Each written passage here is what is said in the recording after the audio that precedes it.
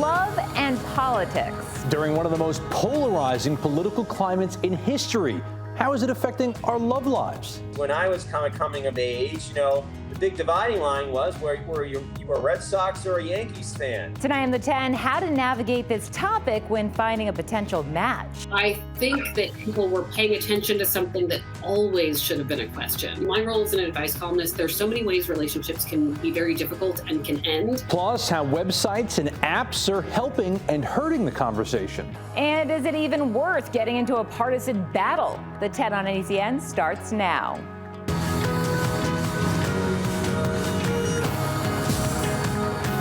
Well, does she like me? Do I like her? Do we have enough in common? We have nothing in common. Is it awkward? I feel like Danny Zuko asking all the questions. Yeah, these are just some of the questions you start to ask while dating. Do I have food in my teeth? Should I text him back? Is it too soon?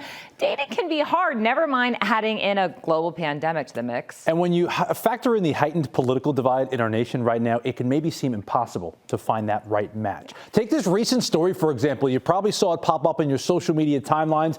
The New York man who boasted to his Bumble match about storming the U.S. Capitol. Yeah, he talked about how far into the Capitol he actually made it. He talked about the people that he told about this. And as you can imagine, the woman on the other end, not that impressed. Yeah. And instead of getting a coffee date with her, this guy got a court date with the feds because she turned him in. Smart girl, I think. A little TMI before you meet someone, too. It's a lot. It's Boy, a lot. easy, guy. Yeah.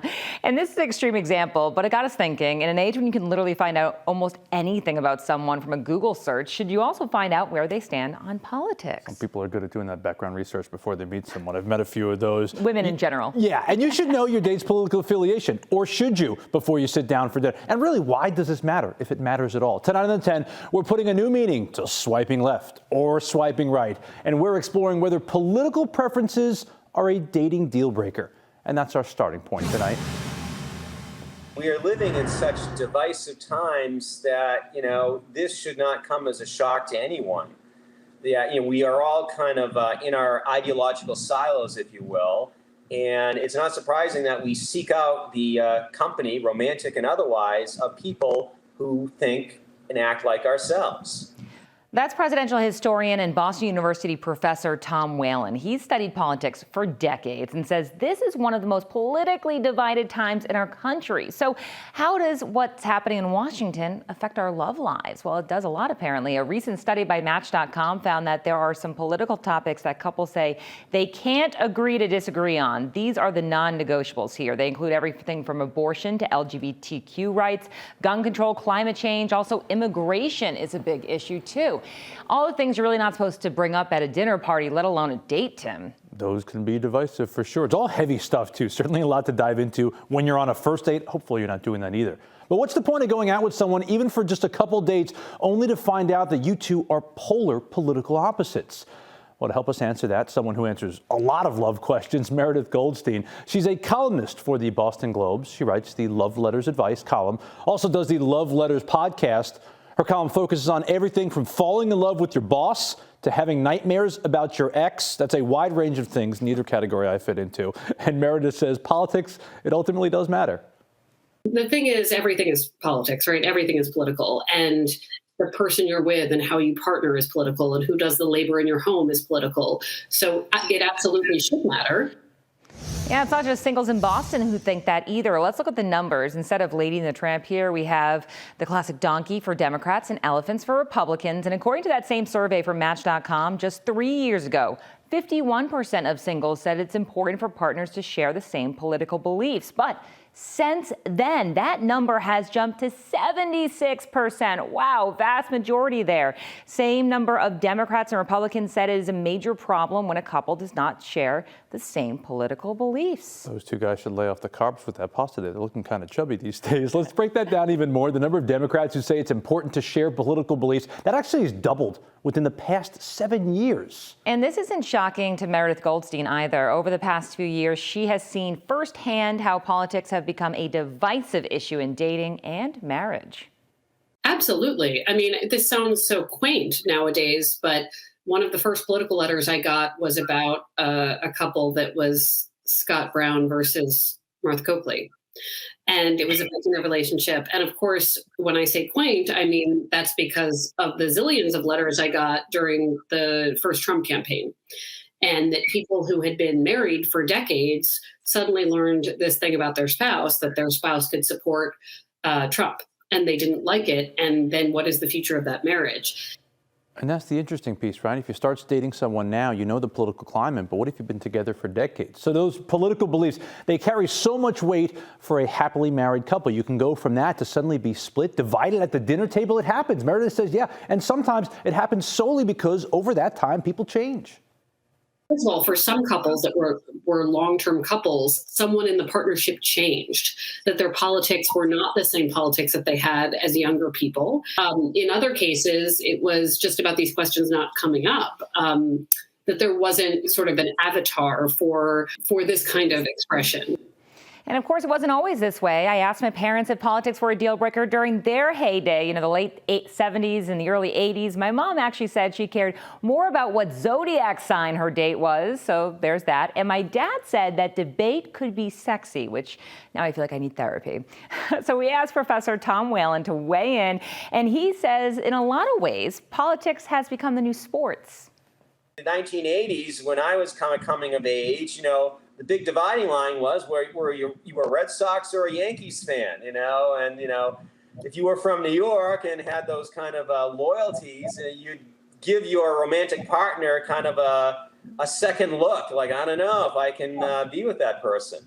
But now it's politics 24/7, and I think that's the big difference in the 21st century. Quick side note to the politics, though. I would not date a Yankees fan. Well, I actually used to wear a shirt that said, real women don't let their friends marry or date Yankees fans, I think it said. Well, guess what I did? I married a Yankees fan. Oh, well, that's a mistake right there. But the kids, they're Red Sox fans. So I think that means I won. That actually does mean you won the fight. Listen, you talk about politics 24/7. Another thing in the 21st century that is around the clock, it's technology, right? Be honest. Most people sleep with their phone, or at least within arm's reach. Definitely. I think I cuddle my phone more than my husband. Absolutely. And according to eHarmony, there are 40 million Americans using their phone, using online dating websites right now, specifically through their phone. Today, 27% of young adults report using online dating services. And this can be seen as helpful, too, because a lot of times these sites and these apps, they let people fill in their political party of choice, which makes selecting a match a little bit easier. So the idea that you are categorizing somebody by, do they like hiking? Do they like eating out at restaurants? You get to ask these basic box checking questions, and you can say, well, did you vote? Did you vote at all? Did you prioritize participating in the election? These are the questions we can ask before we have that first dinner. And in a pandemic, before we even take a FaceTime call to see if somebody's worthy of a walk. So what should you do if you're already in a serious relationship, or if you're married and you find out that there are some moral differences between you and your partner? Maybe you already know this and it's really stewing inside you. Is it over with? Well, no, there are some things you can do to help. Finding the shared values. If there's an organization you both want to volunteer for, it's good to remember that there are these middle moments of, well, we do want to help this organization, or we do feel similarly about this cause. Focus on that. Remember that there can be giving back to the world that is a shared and bonding exercise. Or maybe you just keep it to yourself. Happy wife, happy life. Isn't that the phrase? Well, it makes sense if you try to work it out if you're newly married, right? Because you want to get things working out. But what about people who are just starting to date, when you're just learning about each other? Should you run it back? Should you run away and march back to that app for a new match? I think if somebody is very outwardly not matching your priorities, there are a lot of people out there. I don't think you have to squeeze someone into your philosophy. There's a lot of talk about how do we compromise? How do we find a middle ground? This is your dating life. This is somebody you're going to have to spend a lot of time with. So it's totally fine to set your preferences by people who identify in the category that you feel comfortable with. But how early? I mean, is that like a right off the bat thing? You're like, this is how I feel, and that's it, if you don't agree. And I don't really want to date the exact same person as me. I might want somebody that can banter and have a little bit of feisty conversation. Feisty as long as it doesn't lead to fights every time. That's the kind of battle. Yeah, but you should be able to agree to disagree sometimes. On some of it, but if you're completely opposites on everything, I don't know how you go forward with that. Of course, Meredith, she's a love advice columnist, right? So her final piece of advice for navigating relationships right now, An easy one. Stay true to yourself. You know, our goal is not to find the middle of the aisle in our dating lives. You know, find someone who truly believes in what you think is important, and that's a better match. And if you find somebody who doesn't vote, maybe you can get 2 votes and just convince them of all of your opinions. I was thinking the other thing is if somebody's just completely indifferent about the whole thing, maybe that's a better match for you. Yeah. So listen, do what I do. We won't argue over it, and you're not going to fight over it. Done. Yeah, that might be the perfect solution. Simple enough. All right, let's change gears here because on this Monday, it was an absolutely gorgeous day today. But like the political world, the tides are potentially changing very soon. Ooh, there's a tease. Let's talk to meteorologist Chris Gloninger about this. Hey, Chris.